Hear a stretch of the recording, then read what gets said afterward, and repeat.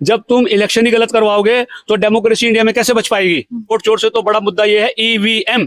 German, Japan, America, Sweden, इन कंट्रियों ने डॉक्यूमेंट्री प्रूफ के बेस पे कहा है कि इलेक्शन कभी भी ईवीएम से नहीं हो सकता। ये ओनली मशीन है, जब इसमें वोट डाला जाता है इसका वेरिफिकेशन नहीं हो पाता।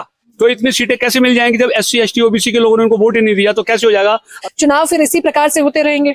भारत में चुनाव नहीं होते। भारत में चुनाव की आड़ में ये पहले से ही डिसाइड कर लेते हैं कि हमने कितने वोट किसको मशीन के थ्रू डालने हैं। वो कह रहे स्वतंत्र और निष्पक्ष चुनाव हुए हैं, कितनी सत्यता लगती है। जो आदमी बेईमानी से चुनाव करवाएगा वो वैसे ही कहेगा, क्योंकि ये भारत के संविधान में प्रोविजन है कि महायोग से हिसाब से प्रेसिडेंट ऑफ इंडिया और सुप्रीम कोर्ट के जज इंक्लूडिंग सुप्रीम कोर्ट जज को भी पद से विभूत किया जा सकता है अगर वो अपने कॉन्स्टिट्यूशन के हिसाब से काम नहीं कर रहा।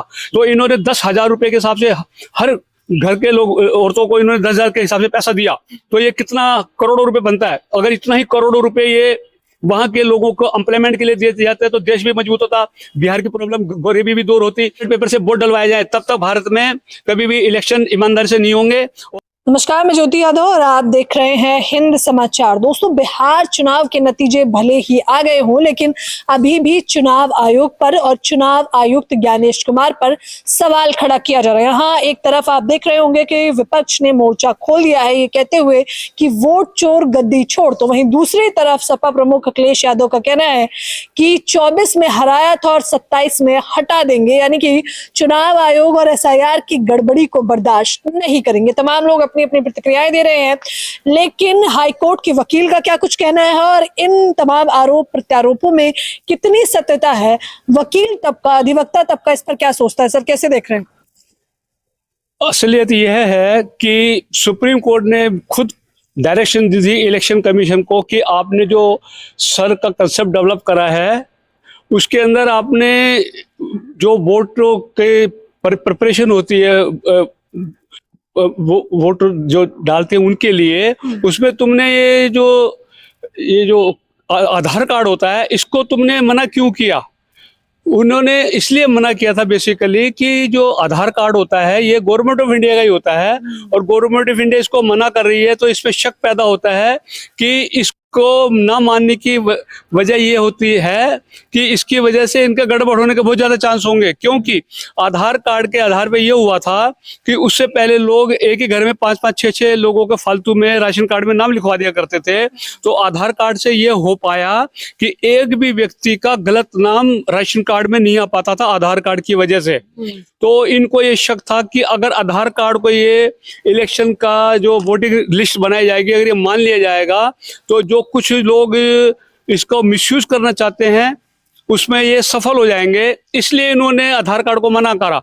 और ये देखा गया कि जब बिहार चुनाव में हम बात करें सर कि क्या गड़बड़ी हुई है, आपको क्या लगता है। गड़बड़ी के चांस इसलिए हो सकते हैं कि वहां पे 402 सीट्स बीजेपी को और उनकी पार्टी को तब मिली है जबकि वहां पे एससी, एसटी और ओबीसी और माइनॉरिटीज के लोग मोर देन 85% है। सवाल ये उठता है जो लोग 204 सीटें मिली हैं, मतलब 402 किस क्षेत्र में सारी सीटें मिली हैं इसको बीजेपी को और इसको जनता दल। हाँ, 204 का समीकरण है सर, क्योंकि 243 तो कुल मिलाकर 204 मिली है इनको सीटें। तो इतनी सीटें कैसे मिल जाएंगी जब एससी, एसटी, ओबीसी के लोगों ने उनको वोट ही नहीं दिया, तो कैसे हो जाएगा। अभी मैं एक जगह पढ़ रहा था कि एक गांव के व्यक्ति ने मुझे कहा, व्हाट्सएप में आया कि हमारे गांव के सब लोगों ने राष्ट्रीय जनता दल को वोट दिया है लेकिन वहां से बीजेपी का कैंडिडेट जीता है। तो इन्होंने सवाल ही उठता है कि जब ये निष्पक्ष चुनाव चाहते हैं तो इन्होंने 10,000 रुपए के हिसाब से हर घर के लोग औरतों को इन्होंने 10,000 के हिसाब से पैसा दिया, तो ये कितना करोड़ों रुपए बनता है। अगर इतना ही करोड़ों रुपए ये वहां के लोगों को एम्प्लॉयमेंट के लिए दिए जाते हैं तो देश भी मजबूत होता, बिहार की प्रॉब्लम गरीबी भी दूर होती और लोगों में एम्प्लॉयमेंट भी आती। और कह रहे हैं जीविका दीदी के नाम पे दिया गया है पैसा, वो उससे पहले क्यों नहीं दिया गया, इलेक्शन के वक्त ही क्यों दिया गया। और जब मॉरल कोड ऑफ कंडक्ट लागू हुआ उससे 2-3 घंटे पहले ये दे दिया गया। तो सवाल ये उठता है कि ये जो फ्री बीस की जो इनकी स्कीम है इसका मतलब इनको कॉन्फिडेंस नहीं है कि उन्होंने कोई ढंग का काम किया होगा, नहीं तो अपने उस कामों को बारे में लोगों के सामने जाके बताते कि हमने एजुकेशन में ये किया है, हमने हेल्थ के मामले में ये किया है, लोगों को नौकरी दिलवाने में ये काम किए, तो उसके बेस पे वोट मांगते। तो इनके पास कोई मुद्दा तो था नहीं वोट मांगने का, तो इन्होंने इसको कह सकते ब्राइब किया और 10,000 के साथ मतदान खरीदने का प्रयास हुआ। हाँ, प्रयास हुआ है।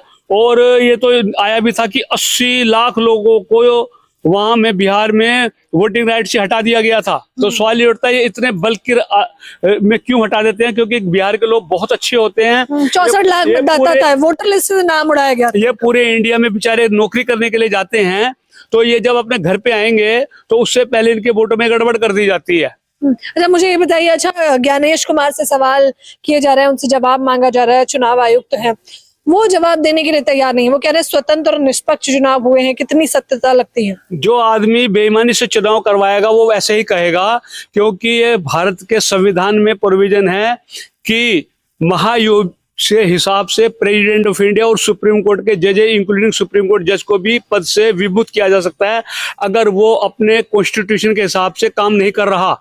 लेकिन इन्होंने भी एक एक्ट बनाया है, chief election commission and election commission act. उसमें ये प्रोविजन है कि जो इलेक्शन कमिश्नर और चीफ इलेक्शन कमिश्नर कोई भी वोटिंग लिस्ट बनाएंगे या वोटिंग लिस्ट के तहत जो भी किसी प्रकार का कोई भी काम करेंगे उसको कोर्ट में चैलेंज नहीं किया जा सकता, और जो ये पद से विमुक्त हो हट जाएंगे उसके बाद भी इनको केस नहीं किया जा सकता। ये हमारे भारत के कॉन्स्टिट्यूशन के बेसिक स्ट्रक्चर के ऊपर अटैक है, और ये सुप्रीम कोर्ट के जजेज president of India, vice president of India से ऊपर नहीं हो सकता chief election commissioner, election commissioner. जब ये खुद ही निष्पक्ष नहीं है तो ये निष्पक्ष चुनाव कैसे करवा सकते हैं? तो आप कह रहे हैं चुनाव आयोग निष्पक्ष नहीं है। सर कैसे देख रहे हैं अब जो भी समीकरण बन रहा है, कहा गया कि 24 के चुनाव में भी यही किया गया, बिहार चुनाव में भी यही किया गया, तो क्या आने वाले समय में भी चुनाव फिर इसी प्रकार से होते रहेंगे? भारत में चुनाव नहीं होते। भारत में चुनाव की आड़ में ये पहले से ही डिसाइड कर लेते हैं कि हमने कितने वोट किसको मशीन के थ्रू डालने हैं। जब हरियाणा में उनके काम को देख के इतनी अच्छी वेव चली थी कि वहां पे कांग्रेस की सरकार आनी चाहिए थी, सारे लोग स्तब्ध रह गए थे कि वहां पे बीजेपी की गवर्नमेंट आ गई।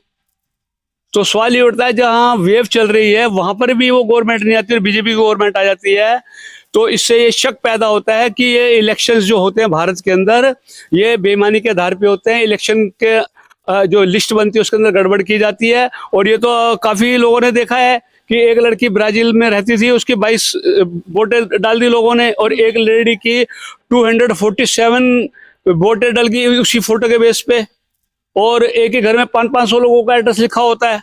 तो ये इस चीज को शो करता है कि कई जगह तो जीरो एड्रेस शो कर देते हैं। इनको पूछो कि किसी गांव का घर का एड्रेस जीरो होता है क्या?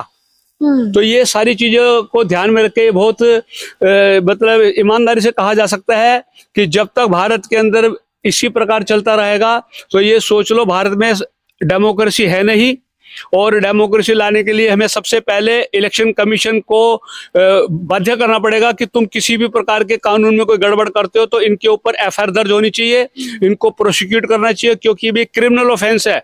जब तुम इलेक्शन ही गलत करवाओगे तो डेमोक्रेसी इंडिया में कैसे बच पाएगी? अच्छा आप बताइए, आप क्योंकि वकील हैं, अधिवक्ता हैं, आप हाई कोर्ट में भी जाते हैं, सुप्रीम कोर्ट में भी जाते हैं, डिस्ट्रिक्ट कोर्ट में भी जा रहे हैं, तो आपको नहीं लगता कि कोर्ट अगर ये सब देख रहा है और सब कुछ समझ आ रहा है तो सुप्रीम कोर्ट को इसको सुमोटो एक्ट लेकर इस पे एक्शन लेना चाहिए? आपने बिल्कुल सही कहा, ऐसा होना चाहिए। लेकिन होता क्या है कि इवन सुप्रीम कोर्ट के जजेस के ऊपर ये जूता फेंक देते तो भी कोई कार्रवाई नहीं होती, नहीं जो जाते। तो मुझे ऐसा लगता है कि सुप्रीम कोर्ट के जजेस भी कोई इंडिपेंडेंट डिसीजन देने से पहले सोचते हैं, क्योंकि वो भी सिस्टम से बंधे हुए हैं, तो वो डायरेक्टली कोई इस प्रकार का काम नहीं कर सकते जिससे पूरे भारत के अंदर पॉलिटिकल अवेकनिंग आ जाए और क्रांति किस्म की कोई घटना घट जाए। इसलिए सुप्रीम कोर्ट जजेस ऐसा, कोर्ट पर भी कहीं ना कहीं प्रेशर है। कोर्ट में प्रेशर है या नहीं इसके बारे में डायरेक्ट कहना ठीक नहीं होगा, लेकिन सवाल ये उठता है कि जब सुप्रीम कोर्ट के चीफ जस्टिस को प्रेसिडेंट ऑफ इंडिया को कॉन्स्टिट्यूशन का प्रोविजन के हिसाब से हटाया जा सकता है, तो ऐसा कानून क्यों बना कि चीफ इलेक्शन कमीशन और इलेक्शन कमीशन के किसी भी प्रकार के कोई भी काम को कोर्ट में चैलेंज नहीं किया जा सकता? इसके ऊपर जो वकील साहब हैं इनको एक मुहिम छेड़नी चाहिए और कोर्ट में केस करना चाहिए, इसको जुडिशियल रिव्यू के अंदर इस केस को लाना चाहिए और इसकी कॉन्स्टिट्यूशनलिटी को चैलेंज करना चाहिए। अच्छा, पप्पू यादव जो सांसद हैं उन्होंने कहा है कि आज नहीं तो कल ज्ञानेश कुमार को जेल तो जाना पड़ेगा, जेल भेजने की बात कही जा रही है चुनाव आयुक्त जो है। ये गलत बोलते हैं, ऐसा कुछ में नहीं होगा। ये जो जनता का मूवमेंट था, इनको कभी भी पॉलिटिशियन ने जनता का मूवमेंट नहीं बनने दिया, और ये वोट चोर की बातें करते रहे। वोट चोर से तो बड़ा मुद्दा ये है EVM. German, Japan, America, Sweden, इन कंट्रियों ने डॉक्यूमेंट्री प्रूफ के बेस पे कहा है कि इलेक्शन कभी भी ईवीएम से नहीं हो सकते। ये ओनली मशीन है, जब इसमें वोट डाला जाता है इसका वेरिफिकेशन नहीं हो पाता कि ये वोट ठीक डला है या नहीं डला। इसलिए भारत में जब तक इलेक्शन कमीशन को बाध्य ना किया जाए कि ईवीएम को खत्म करवा के बैलेट पेपर से वोट डलवाया जाए, तब तक भारत में कभी भी इलेक्शन ईमानदारी से नहीं होंगे। और वो जो सत्ता में जो लोग होते हैं वो ज्यादा पावरफुल होते हैं, और वो अपना पैसा भी लोगों को बांटते हैं 10-10 हजार रुपए के हिसाब से। उसकी वजह से ये बेटर प्लेस्ड होते हैं। और मुझे तो ऐसा लगता है अगर ऐसा चलता रहा तो 30-40 साल तक बीजेपी को कोई हटा ही नहीं सकता। तो अब समाधान क्या है सर इस इसका समस्या? समाधान ये है कि पॉलिटिशियन को समझाया जाए ये तुम्हारा मुकदमा नहीं है, ये जनता का मुकदमा है। तुम जनता को पूरे इंडिया में रोड के ऊपर लेके आओ और जनता के मूवमेंट में इसको बदलो, ताकि लोगों के वजह से प्रेशर आए गवर्नमेंट पे और वो बैलेट बॉक्स से इलेक्शन करवाएं, ताकि भारत में प्रजातंत्र को बचाया जा सके। प्रजातंत्र तभी बचता है जब इलेक्शन ईमानदारी से हो। जब इलेक्शन ही ईमानदारी से नहीं होगा तो प्रजातंत्र कैसे बचेगा? जब इलेक्शन ईमानदारी से नहीं होगा तो प्रजातंत्र कैसे बचेगा, जाहिर तौर पर यह सवाल है। और वोट चोर गद्दी छोड़ से भी बड़ा मुद्दा यह है कि आखिरकार इस देश में कब तक ईवीएम से चुनाव होते रहेंगे। और सीधे तौर पर अधिवक्ता साहब का कहना है कि जब तक ईवीएम से चुनाव होंगे तब तक तो इसी प्रकार से एक पक्ष की ही सरकार बनती रहेगी, यानी कि भाजपा सत्ता में है तो सत्ता पक्ष की ही सरकार बनती रहेगी। अब जनता के रूप में अगर आंदोलन होंगे तभी कुछ समाधान हो सकता है। फिलहाल इस खबर के बारे में आप लोग मुझे अपनी राय जरूर दें। कैमरामैन नावेद के साथ ज्योति यादव, हिंद समाचार।